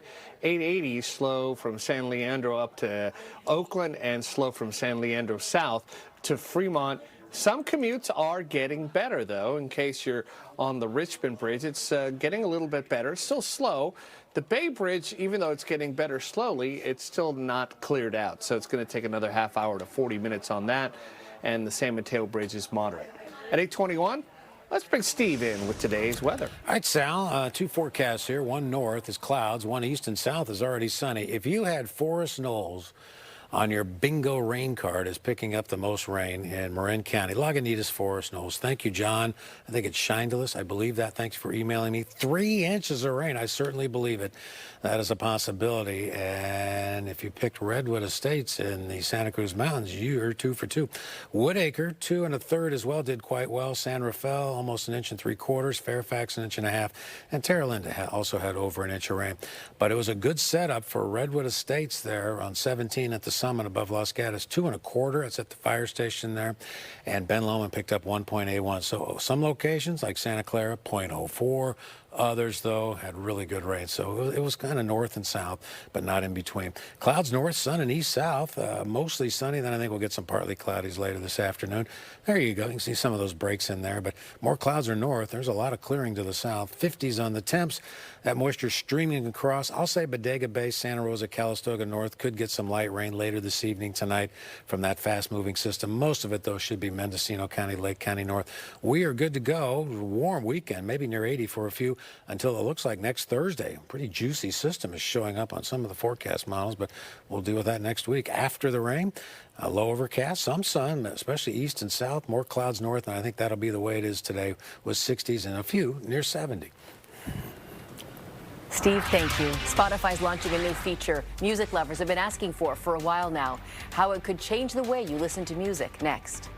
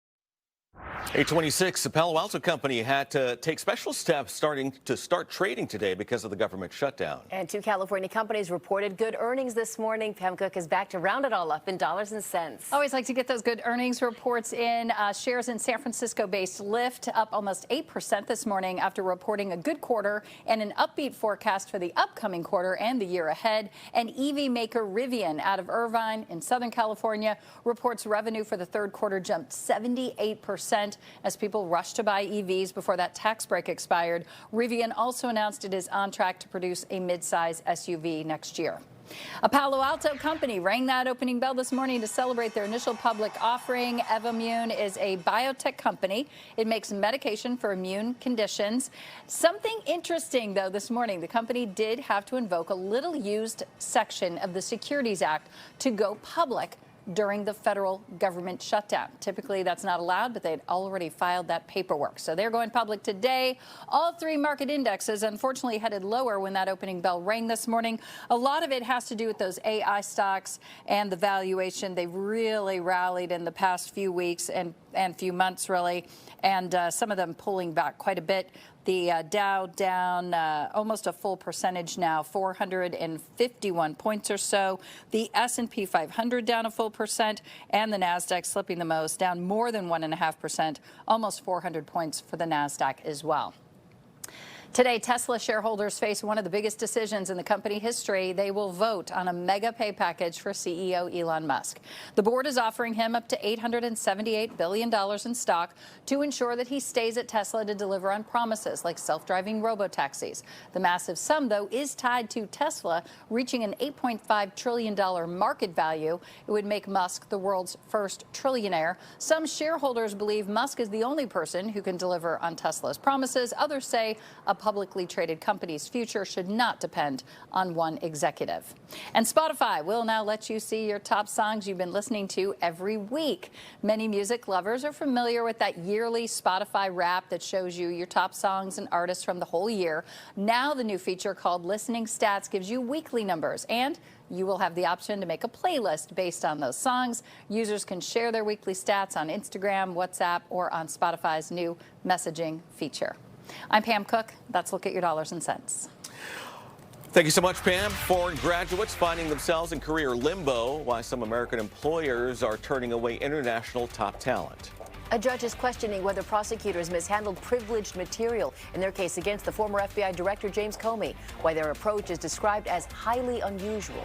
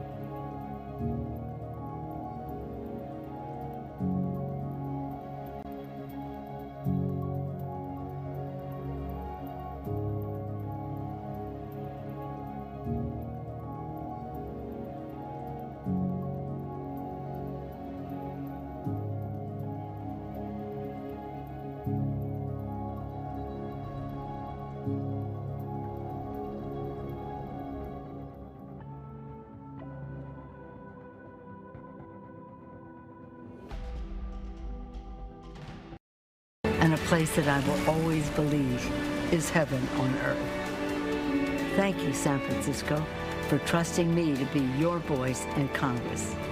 San Francisco stalwart Representative Nancy Pelosi announces she is not seeking re-election, setting up a battle for a seat she's held for almost 40 years. What's behind the decision and what could come next? Then hundreds of thousands of people here in the Bay Area struggling to feed their families, some balancing multiple concerns that could keep them from asking for help. A difficult choice one mother says she now has to make. From KTVU Fox 2 News, this is Mornings on 2.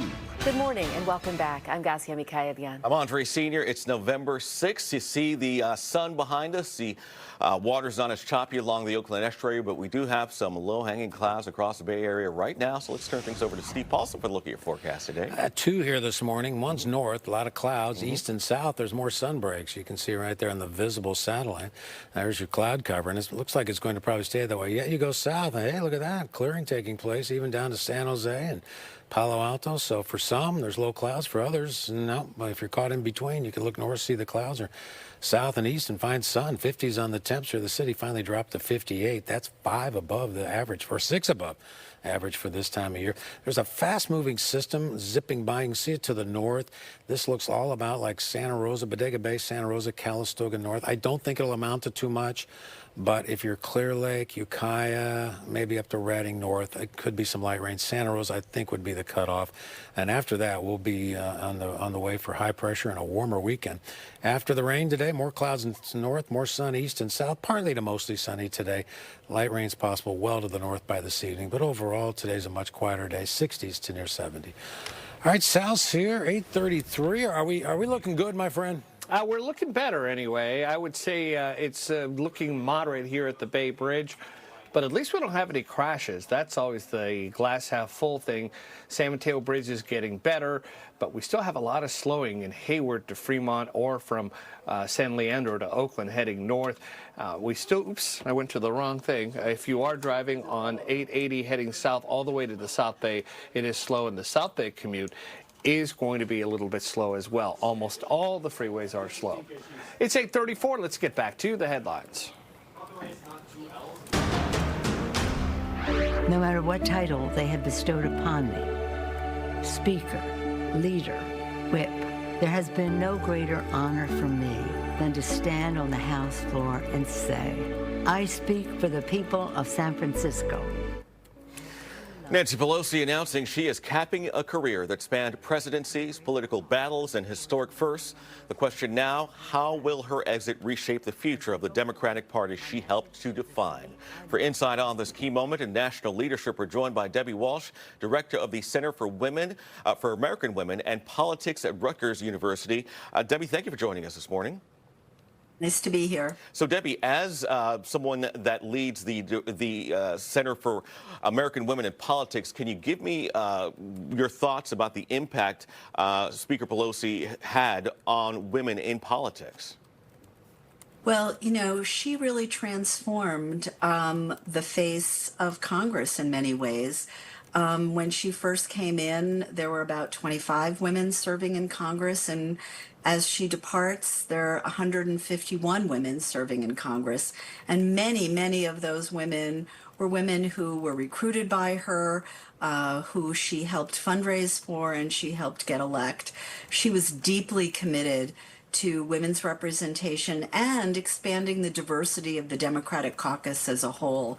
And so that alone will be an important part of her very long legacy. And so introducing more women into politics and into federal government as lawmakers, how do you think that will shape the party now going forward? Well, the party, you know, when we look at women's representation, women make up less than a third of all elected officials across the country at any level. But on the Democratic side, women are doing much better. They make up over half of the state legislative Democratic caucuses across the country. That can't be said in any one state for Republican women. And Nancy Pelosi is a big part of that. And so that is part of the mark that she is leaving on the Democratic Party, diversifying the party, bringing in new voices, and prioritizing women's leadership. And I just want people to understand that, without the voice of women in politics, perhaps politics would not be as we know them now, the same as there not been as many women like Nancy Pelosi taking on these positions and getting elected to these positions, right? Absolutely. We know from our research that women make a difference when they serve. They bring different perspectives, different life experiences to the making of policy, and those different perspectives change the policy agenda. And I think you see that with Nancy Pelosi. She came in later in life, having had 5 children, and she talked about, you remember when she was first sworn in as Speaker, she stood up there with all those children, and it really was a different perspective and a different voice. Can you explain to some here, because she was often demonized by conservatives, and she still is to this day, what do you think is behind that? Well, I think in some ways she was an easy target. Not to say anything bad about San Francisco, but right, the reputation of being a San Francisco liberal, and it stuck.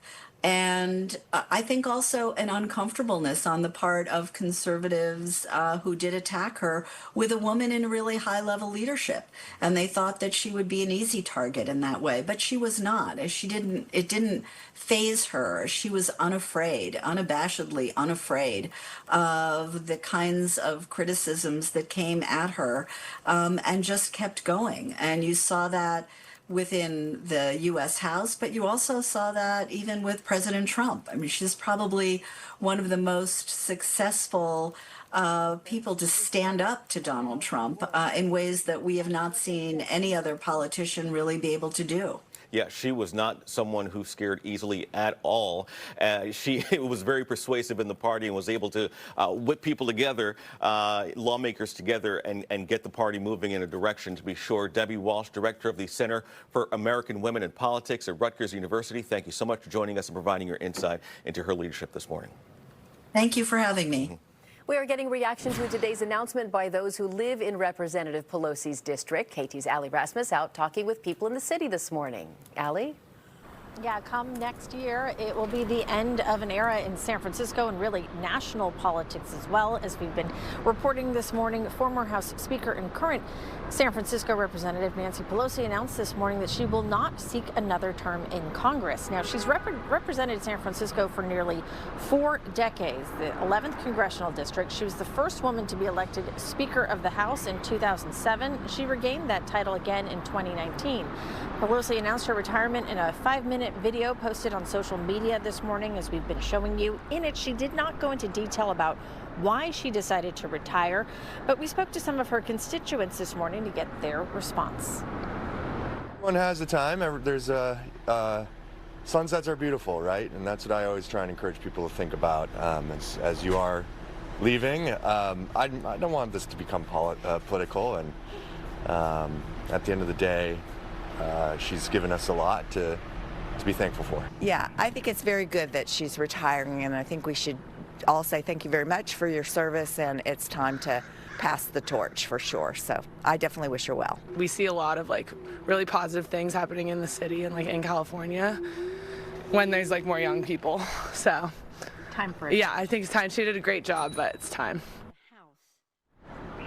Now, we also spoke with representatives of some of the organizations that work closely with Pelosi, like the Human Rights Campaign and LGBTQ plus advocacy group. They reflected on her contributions in her nearly 40 years in Congress. Very first floor speech was to demand the Reagan administration do something about the AIDS crisis. She secured the permits to bring the National AIDS Quilt to Washington, D.C. She helped to lead on the Matthew Shepard and James Byrd Hate Crimes Prevention Act. She led on the repeal of Don't Ask, Don't Tell. Now, even before Pelosi announced she was retiring this morning, 2 other people already announced that they planned to run for her seat. Current San Francisco State Senator Scott Wiener, also another contender, Shaikat Chakrabarty, a former campaign manager for Representative Alexandria Ocasio-Cortez. Now, Senator Scott Wiener sent this statement in response, saying, in part, that Pelosi, quote, moved mountains for San Francisco and our nation. Her example is a guiding light to me and millions of others as we face the extreme challenges ahead, end quote. Chakrabarty released this statement this morning, quote, "Thank you, Speaker Emerita Pelosi, for your decades of service that defined a generation of politics and for doing something truly rare in Washington, making room for the next one," end quote. Former House Speaker, current San Francisco Representative Nancy Pelosi is 85 years old. She will officially retire when the next Congress is sworn in January of 2027. Live in San Francisco, Ali Rasmus, KTVU, Fox 2 News. Ellie, thank you. Statements have been pouring in this morning, including from Representative Zoe Lofgren, who serves parts of Santa Clara County. She said on social media, Nancy Pelosi will be remembered as the most effective speaker in history. I've been proud to be her colleague and friend for many years. A federal judge has issued a sharp rebuke to the Justice Department in the criminal case against former FBI Director James Comey. The prosecution's approach was described as highly unusual and a concerning case of indict first and investigate second. The judge ordered prosecutors to immediately turn over a trove of grand jury materials and evidence seized from one of Comey's close friends and former attorneys. The evidence was gathered during a prior investigation, leading to defense claims that the government may have used information protected by attorney-client privilege to secure the indictment. It is coming up on 8:43 right now. Recent international student graduates are struggling to find jobs that will sponsor their visas. Earlier this year, President Trump added a $100,000 application fee to the H-1B visa program. Many employers, including Walmart, announced it is pausing job offers for candidates who need this visa. Right now, a little over 1 million international students are enrolled in American universities. Jobs that offer visa sponsorships dropped in the last 2 years from about 11% to 2%.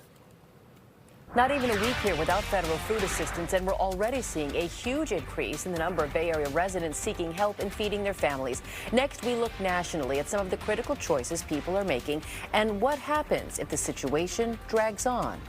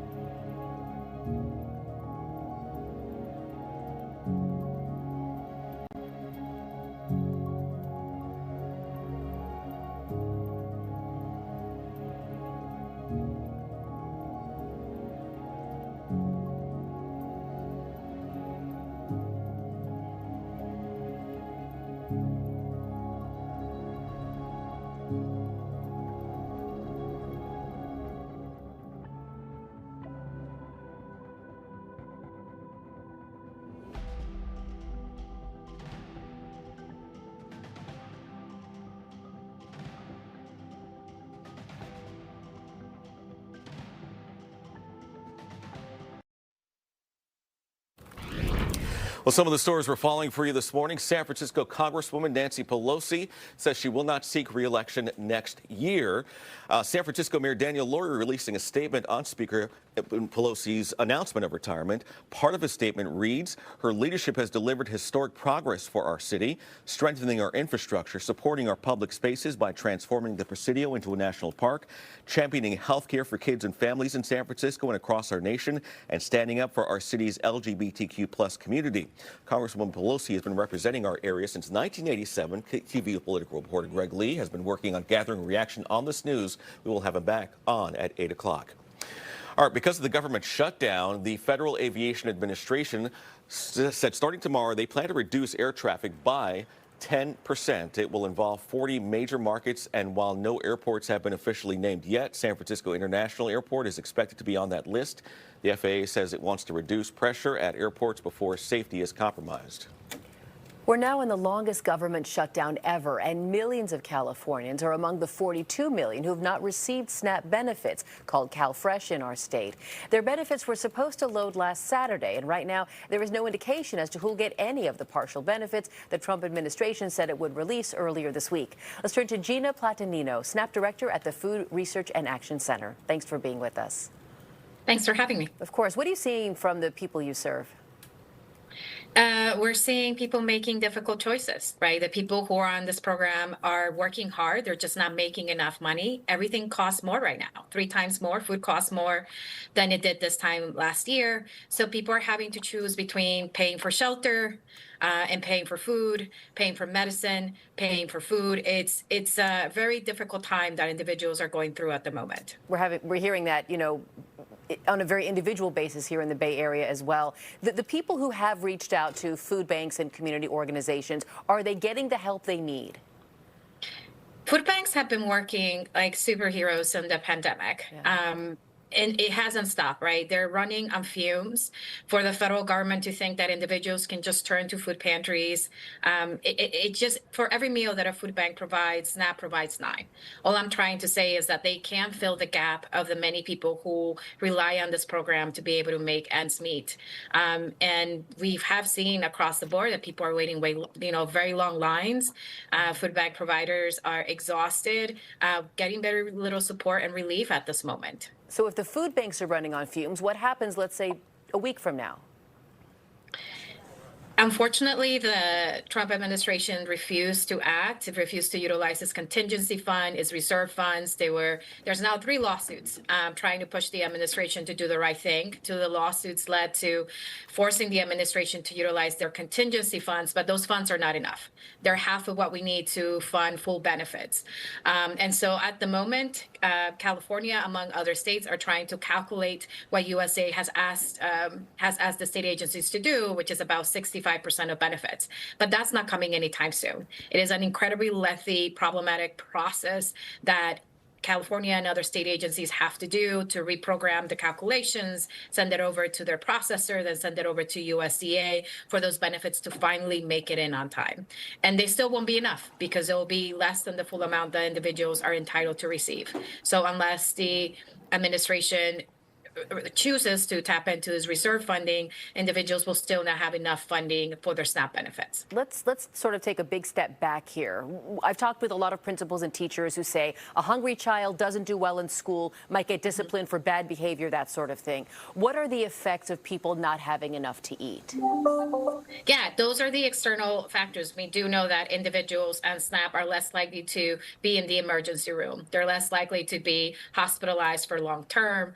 They save on healthcare costs. They lower disciplinary issues. It increases graduation rates among families because these are individuals that are working incredibly hard. They're less likely to call in sick from work.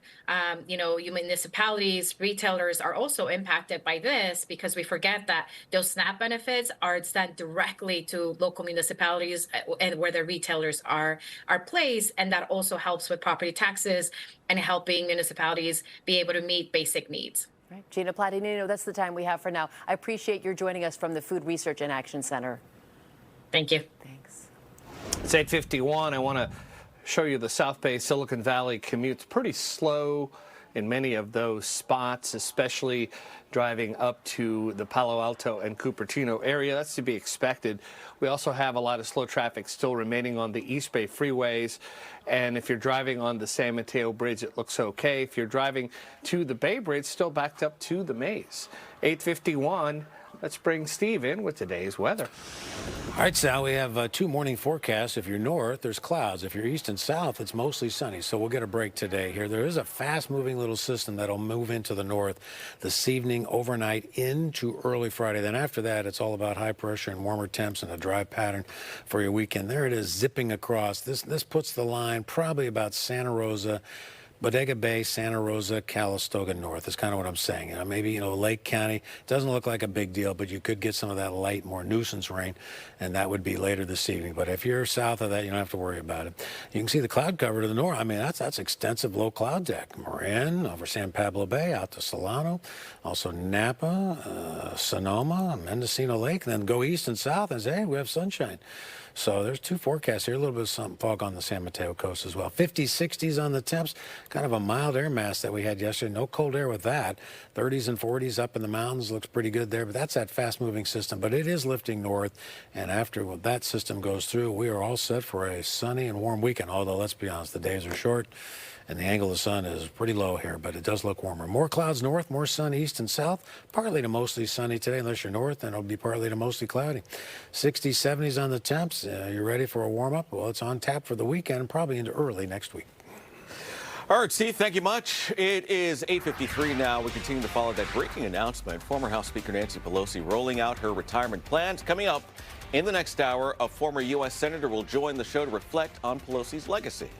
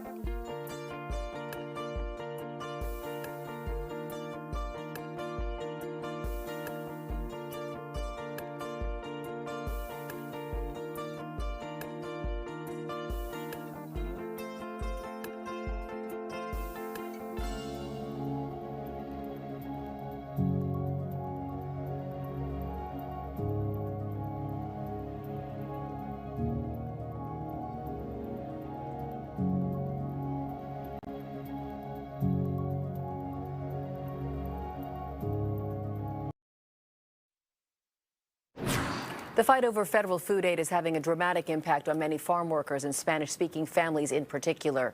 With the ongoing government shutdown, some families say they received no notice their CalFresh benefits would be suspended this month.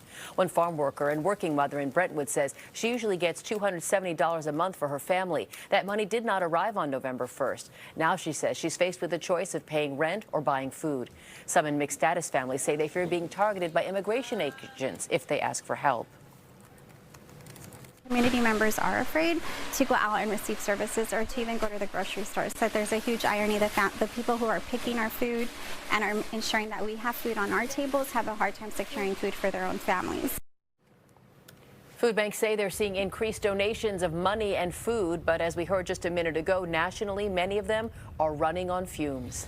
Consumers could see lower prices for weight loss drugs. The Trump administration is expected to announce a deal with Eli Lilly and Novo Nordisk this morning. Both companies are responsible for manufacturing weight loss drugs Zepbound and Wegovy. The plan would lower the price of these drugs to as little as $149 a month. In exchange, Medicare would cover the drugs for some people enrolled in the program. However, it's not clear if the lower price would apply to those paying with insurance or for those paying out of pocket. Tahoe ski resorts say they're getting prepared as the winter season gets closer. A small amount of rain and snow fell over the Sierra yesterday, of course. And while this isn't anywhere close to what we will need for resorts to open, workers say the weather is headed in the right direction. Crews have started to double-check equipment like chairlifts and rental gear, and they're hoping it's cold enough to start making snow as soon as next week. We want those freezing temperatures. Something even below freezing is what we typically like. Somewhere in like that 28-degree range is really good to get those guns going, and we always constantly watch it. So we're going to fire those guns every chance that we get to make sure that we have the best product out on the hill. Well, Boreal, Heavenly, North Star, and Palisades are all expecting to open just 2 weeks from tomorrow on November 21st. Sugar Bowl opens one day later, and other resorts like Kirkwood and Sierra Tahoe will open after Thanksgiving. San Francisco city leaders are working on removing a long-standing rule that's kept neighborhood movie theaters from serving alcohol. Supervisor Stephen Sherrill proposed an ordinance that could provide a new revenue stream to movie theaters, many of which are struggling with low attendance and pandemic recovery. The current rule means that any venue that wants to sell drinks has to prove more than half its income comes from food sales. The new plan would exempt non-adult theaters citywide from this food-first requirement while still requiring them to serve some food alongside the drinks. Across the Bay, Berkeley now has new zoning regulations for building new homes. The zoning changes are meant to encourage construction. They apply to small apartment buildings, duplexes, or backyard units. Homeowners can now apply for lower-cost permits, clearer standards, and a faster review process. New projects can be approved in as little as 30 days. The process has taken between 6 months to well over a year until now. Well, Apple, it is close to a deal to use Google's AI technology in its phones. According to Bloomberg, both companies are nearing an agreement for Apple to pay, get this, more than $1 billion every year to use Google's AI as part of the Siri voice assistant. Analysts say Google's AI model is far more complex than the one that Apple has on hand right now. The new Siri is reportedly set to launch this.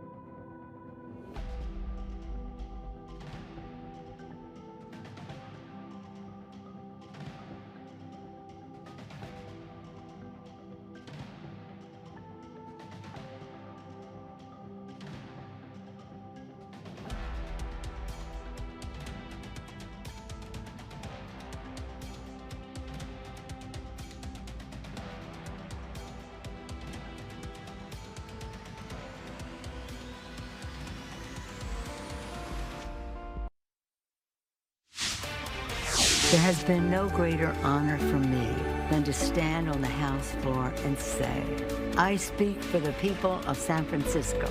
After nearly 40 years in politics, former House Speaker Nancy Pelosi announces her retirement, a look back at her trailblazing career. Long lines and flight cancellations. Those are some of the biggest concerns for travelers after the Trump administration announced flight cuts at the nation's busiest airports. What to expect in the days ahead. San Francisco's Union Square is transforming ahead of the holiday season, and city leaders are leaning on it to help revitalize downtown. The new pop-ups that are helping the city ring in the season. Live from Chat London Square, this is Mornings on 2, The Narc. Today's Thursday, November 6th, and we're looking live at the Oakland Alameda Estuary, facing down this time, a dramatic picture of the still water. The weather has changed. We'll talk about what we can expect for these next few days and for the weekend. We're following breaking news this morning. San Francisco Congresswoman Nancy Pelosi says she is not running for another term in Congress.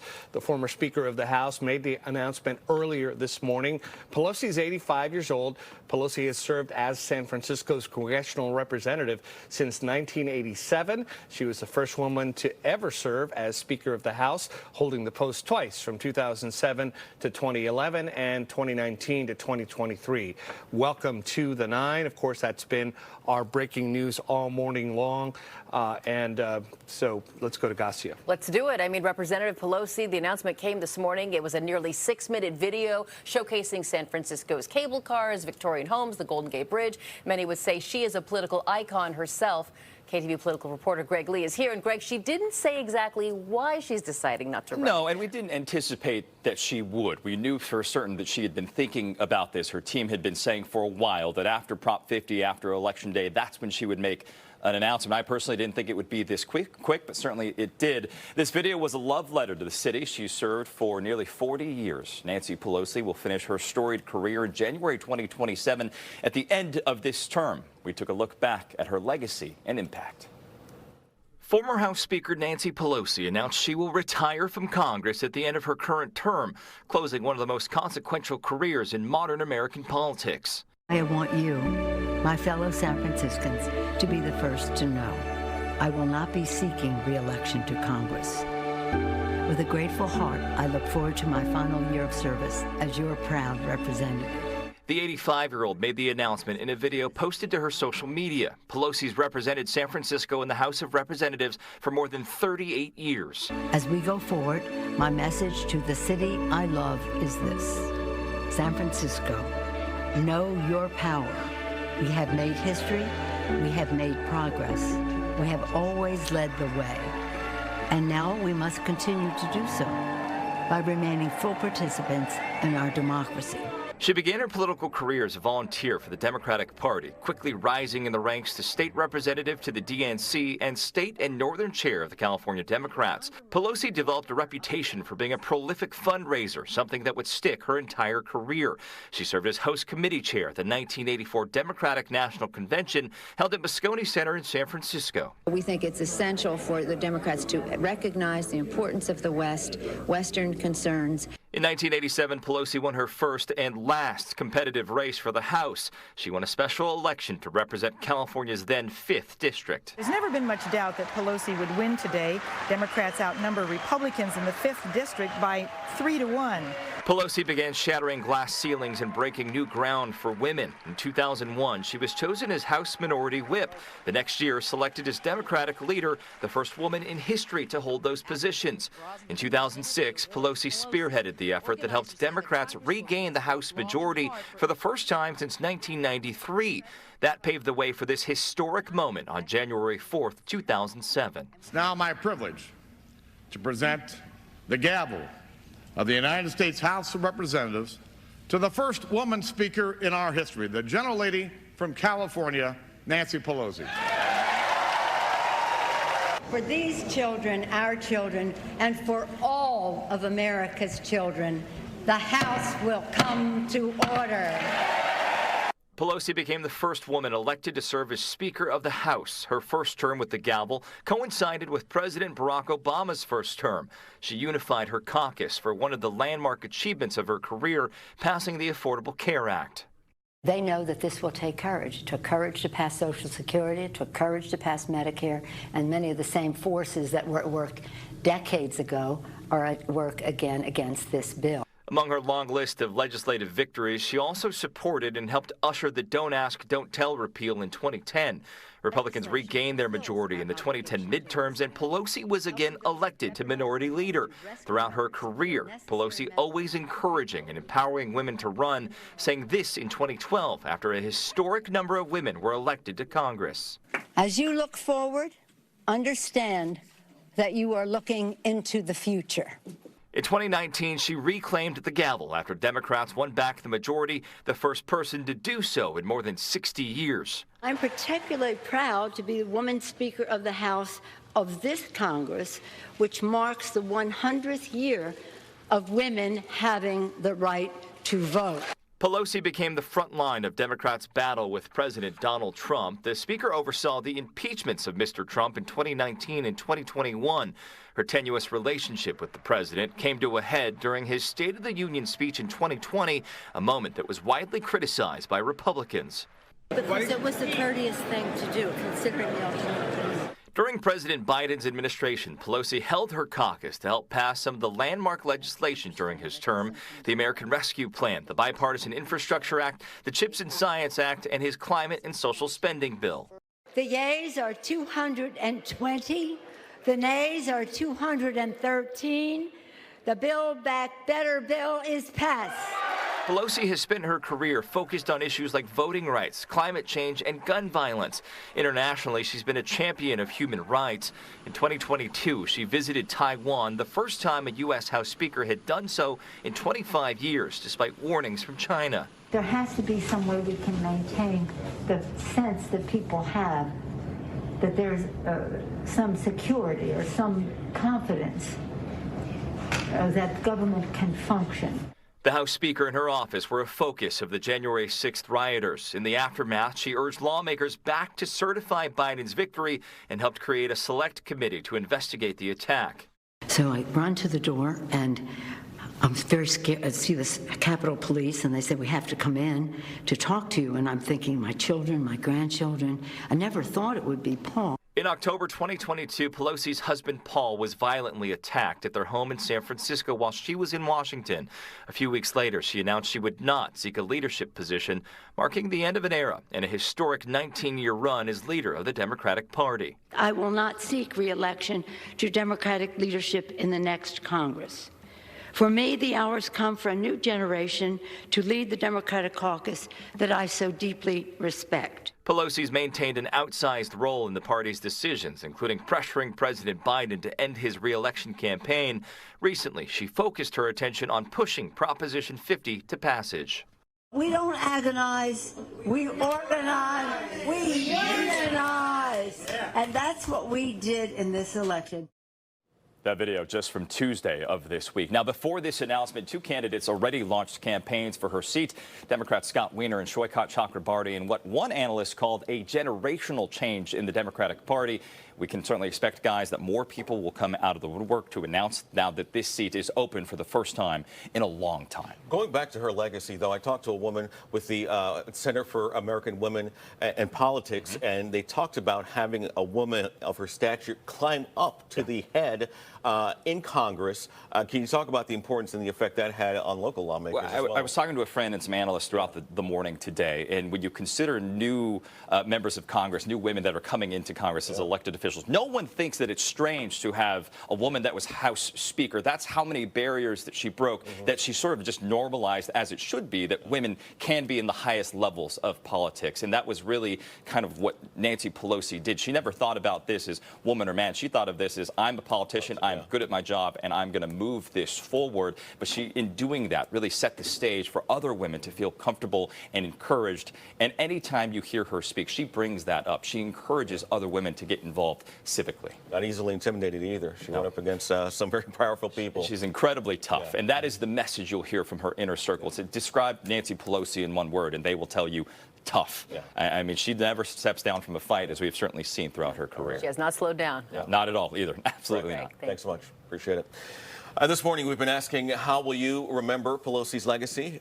First female House Speaker, political powerhouse, champion of San Francisco, or not a fan. 59% say not a fan. 31% say political powerhouse.